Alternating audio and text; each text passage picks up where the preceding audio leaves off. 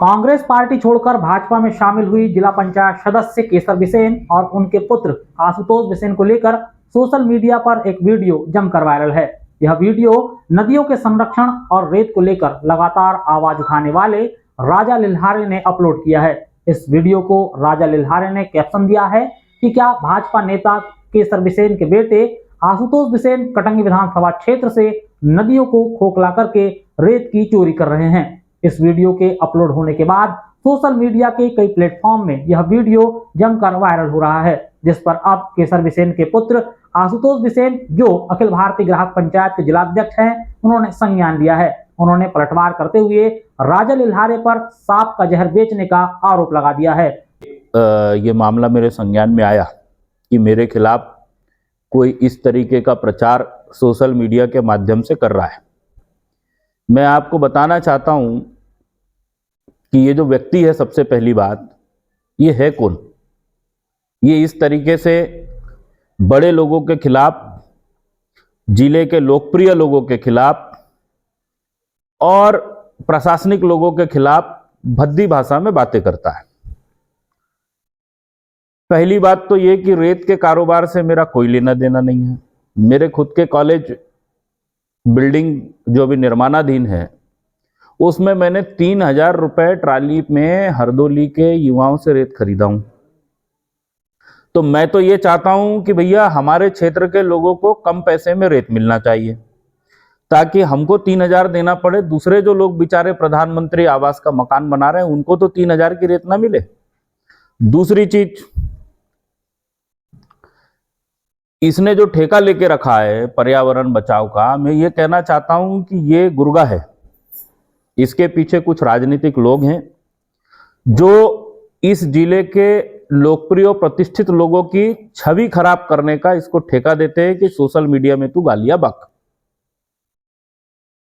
भाई, अगर इस जिले के अंदर खनन अवैध तरीके से हो रहा है तो उसके लिए जिले में इतना ईमानदार एसपी है। ऐसा ईमानदार एसपी तो आज तक जिले को मिला नहीं। पहली बार ऐसा देखने में आ रहा है कि अवैध गतिविधियां बंद है। कलेक्टर है, जिला खनिज विभाग है, ये सारे लोग हैं। भाई, तुम औपचारिक तरीके से, सही तरीके से शिकायत करो, और अगर हम भी कुछ गलत कर रहे होंगे तो हमारे खिलाफ भी जांच होगी, और हमारे खिलाफ भी जांच होगी, और उसका जवाब अगर हम कहीं गलत पाए जाते हैं तो न्यायालय के समक्ष जवाब देंगे।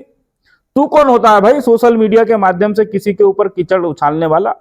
रही बात रेत, भैया रेत तो इतनी जरूरी चीज है आज की तारीख में। एक आम आदमी क्या चाहता है? रोटी, कपड़ा और मकान।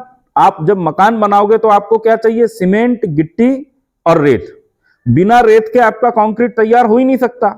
तो ये कहना कि रेत निकलने से ये नुकसान हो रहा है, वो नुकसान हो रहा है, ठीक है। अगर गलत हो रहा है तो उस पर कार्रवाई होनी चाहिए। मैं भी प्रशासन से मांग करता हूं, अगर कहीं अवैध उत्खनन हो रहा है तो उसके खिलाफ कार्रवाई करे, प्रशासन कार्रवाई करे। उसके लिए प्रशासन स्वतंत्र है। किसने रोका भाई प्रशासन को?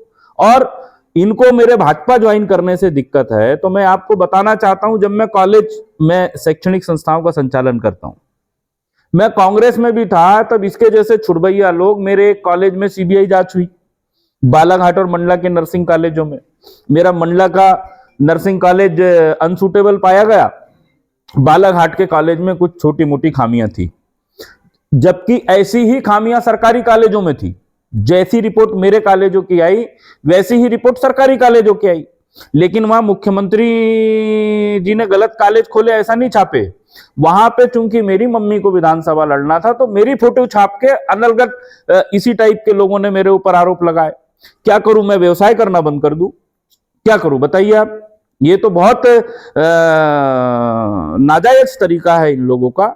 ये ब्लैकमेलर किस्म का आदमी है। और मैं आपको बताना चाहता हूं भैया, ये भी क्या काम करता है जरा पता करो। मैंने पता किया कल तो पता चला ये फर्नीचर का काम करता है। तो भैया लकड़ियां कहां से लाता है?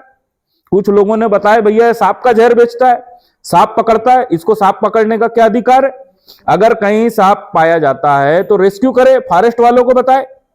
ये खुद ही जाके सांप पकड़ता है, सांप का जहर बेचने का कारोबार ये करता है, और हम लोगों के ऊपर अवैध उत्खनन के आरोप लगा रहा है। मेरे घर में एक ट्रैक्टर है, आप देख सकते हैं, बाहर खड़ा है, आज तक उसका खनिज विभाग में पंजीयन नहीं है। अगर मैंने मेरे खुद के लिए भी रेत लग रही है, तो मैं आपको बताना चाहता हूं कि मेरे कॉलेज के बगल के नाले की रेत मैंने नहीं निकाला। अगर मैं इतना ही अवैध उत्खनन करने वाला होता तो मेरे कॉलेज के बगल में बहने वाले नाले की मैं रेत निकालता।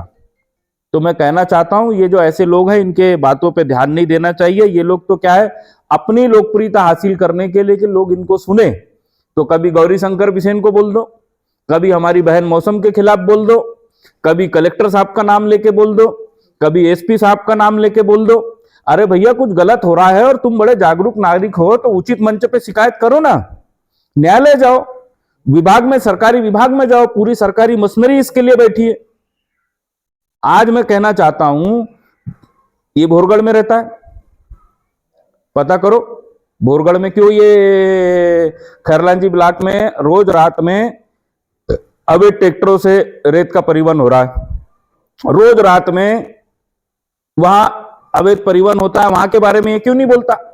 अगर किसी नदी से कोई ट्रैक्टर वाला अवैध तरीके से निकालता है रेत, या कोई डंपर वाला निकालता है, तो उसके ऊपर शासन प्रशासन को कार्रवाई करने से किसी ने नहीं रोका है। उसके ऊपर कार्रवाई होना चाहिए, हम उसका समर्थन करते हैं। और ऐसे घटिया जो लोग हैं, मैं तो आम जनता से अनुरोध करता हूं कि ऐसे घटिया लोगों की फेसबुक को देखना भी नहीं चाहिए।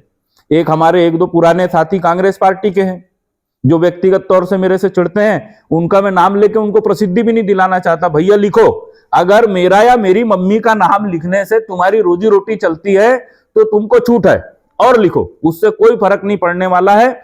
हमारे ऊपर 2010 में पहला जिला पंचायत का चुनाव लड़े, तब भी हमारे ऊपर आरोप लगाए गए, हमारे खिलाफ अवैध पर्चे क्षेत्र में छपा के बांटे।